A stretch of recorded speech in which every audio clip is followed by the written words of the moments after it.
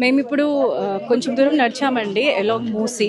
ఇక్కడ వాక్వే ఉంది, జిమ్ ఉంది, అండ్ గ్రీనరీ ఉంది, ప్లాన్స్ ఉంది, అండ్ ఫ్లాగ్ కూడా ఉంది, మన ఫ్లాగ్. కానీ వాళ్ళు టిఆర్ఎస్ గవర్నమెంట్ లో డెవలప్ చేశారండి ఇది. కానీ దీని మెయింటెనెన్స్ లేక ఇది ఇప్పుడు ఇలా ఉంది. But it was beautiful.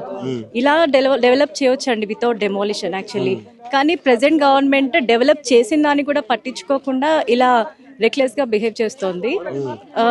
Government ఇలా డెవలప్ చేయవచ్చు వితౌట్ డెమాలిషన్. ఇప్పుడు మాకు నోటిఫికేషన్స్ ఇచ్చి ఇల్లు వెకేట్ చేపించి ఇల్లు డెమాలిష్ చేసే బ్యూటిఫై చేయాల్సిన అవసరం లేదు.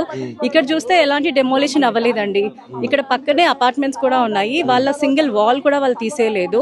పక్కన చూస్తే వేరే ఇల్లు కూడా ఉన్నాయి, అవి కూడా ముట్టుకోకుండానే డెవలప్మెంట్ చేశారు with in the limit of Musi.